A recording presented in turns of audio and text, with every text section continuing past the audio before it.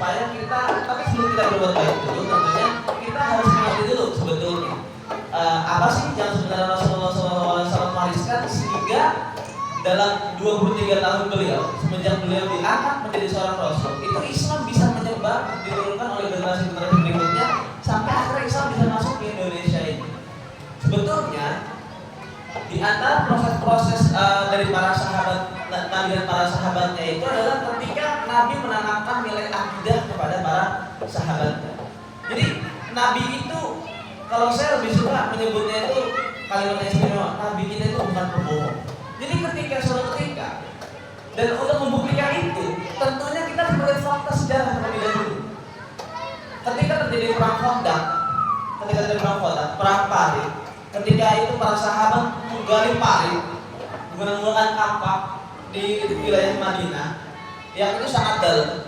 Lebarnya itu kalau tidak salah sekitar 8 meter, dalamnya itu sekitar 5 meter. Itu para sahabat, bayangkan kalau kita di Indonesia kan tanahnya subur. Kalau mereka itu kan benar-benar tandus, mereka menggali parit untuk mempersiapkan diri untuk perang Khandaq. Lantas ketika itu orang-orang Yahudi tertawa ketika Nabi mengatakan sungguh nanti akan ditaklukkan kota Konstantinopel.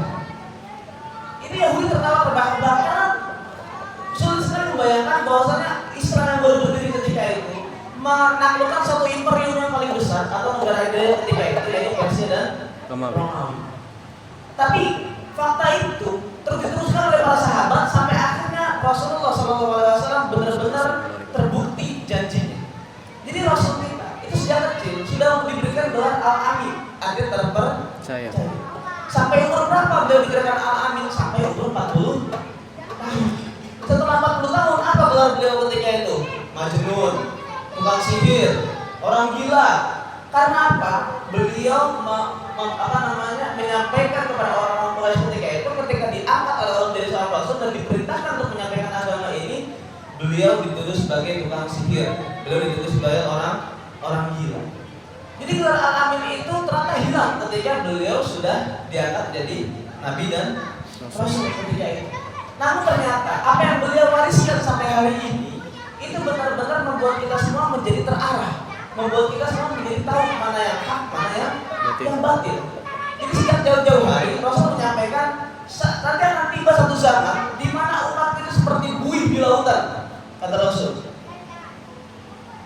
Mereka itu banyak kayak buih di lautan, tapi mudah terombang-ambing. Mengapa demikian? Kenapa umat Islam hari ini itu mudah terombang-ambing, mudah dibawa oleh siapa? Ada seorang ulama yang menyesatkan dan banyak juga pengikutnya. Ada ulama yang menyampaikan salah, mungkin kita tidak tahu bagian mana yang salah. Tapi itulah yang disampaikan oleh Nabi. Dan dari hadis yang kedua, hadis berikutnya itu disampaikan juga, yang aku takutkan dari umatku di akhir zaman itu bukan Dajjal. Dan kenapa? Ulama-ulama su yang itu memprovokasi supaya umat ini teradu domba. Namun poinnya apa? Poinnya adalah bagaimana supaya kita bisa sebagaimana generasi para sahabat. Hari ini umat Islam kita hari ini itu seperti terpisah-pisah. Padahal Rasul mengatakan kita itu seperti satu tubuh. Hari ini kita umat Islam ini terlalu memandang ras, memandang latar belakang, memandang budaya macam-macam. Padahal ketika Rasul menyatukan antara orang-orang Mekah dengan orang-orang Madinah, itu mereka tidak lagi memandang ras. Apa kuncinya? Iman. Apa kuncinya? Akidah. Umat Islam, siapapun yang dia beriman kepada Allah dan Rasulullah, maka dia adalah saudara. Dan dia layak untuk dilindungi, dia pantas untuk dilindungi. Maka hari ini, bulan Ramadan ini, itu menjadikan diri kita, itu memproses ke arah sana sebetulnya. Supaya di tengah akhir zaman yang semakin banyak fitnah ini, di tengah akhir zaman yang semakin tidak jelas ini, kita tetap berada dalam kejelasan bagaimana syariat Islam itu mengatur dalam kehidupan kita. Hari ini kita tahu persis bagaimana anak-anak muda itu kehilangan perannya. Anak-anak muda itu terlalu senang dengan hal-hal yang sifatnya duniawi, bermain game berlebihan, lebih senang di tempat-tempat tongkrongan daripada datang-datang ke masjid. Nah, ini menunjukkan bahwasanya kita dalam masalah besar. Masalah besar apa? Karena mereka tidak mengenal siapa Rasulullah, mereka tidak mengenal siapa agamanya. Ini fatal sekali. Itulah kenapa sejak awal Rasulullah SAW itu menanamkan nilai akidah kepada para sahabat, kepada orang-orang sekitar itu, supaya apa? Supaya mereka bisa mengembangkan Islam ini sampai ke penjuru dunia. Dan jadi jamaah Musala Hidayah. Jadi bulan puasa ini benar-benar menjadikan kita itu berproses supaya kita benar-benar menjadi hamba yang ketika bertakwa kepada Allah, kita benar-benar ketakwaan itu karena kita pasrah kepada Allah Subhanahu wa taala. Jadi di tengah arus akhir zaman yang semakin gila ini, semoga kita tidak, tadi yang pertama, kita terbawa arus. Kita ikut ulama-ulama yang dia itu menyuarakan seolah-olah itu benar, padahal itu faktanya salah. Dia terpandang di tengah-tengah masyarakat, dia terpandang di nasional, tapi dia menyampaikan yang batil. Dia menyampaikan yang salah. Nah, semoga dengan adanya bulan Ramadan ini menjadikan kita bisa melek terhadap fakta bahwasanya umat Islam hari ini itu kita butuh untuk saling peduli supaya tidak tersesat antara satu sama yang lain. Jadi tujuannya kita belajar, tujuan kita mendengar tausiah itu supaya kita mendekatkan diri kepada Allah, supaya kita tahu mana yang baik dan mana yang buruk, mana yang baik dan tidak sesuai dengan syariat Islam, dan mana yang itu tidak atau kurang baik sebetulnya. Jadi di 10 malam hari terakhir ini kita juga diperintahkan untuk memperkuat ibadah kita supaya nanti ketika kita lepas dari bulan Ramadan ini, kita tidak benar-benar lepas dari amal-amal ibadah kita yang telah kita persiapkan, yang telah kita latih selama 1 bulan full di dalam bulan Ramadan. Kita nggak tahu apakah kita akan sampai pada Lebaran ataukah kita mungkin di tahun berikutnya kita sudah tidak lagi merasakan adanya bulan suci Ramadan. Tapi di tengah akhir zaman ini Nabi menyampaikan bahwasanya nanti tidak akan terjadi hari kiamat sebelum terjadi huru hara di akhir zaman. Artinya kita sudah tiba di penghujung akhir zaman ini.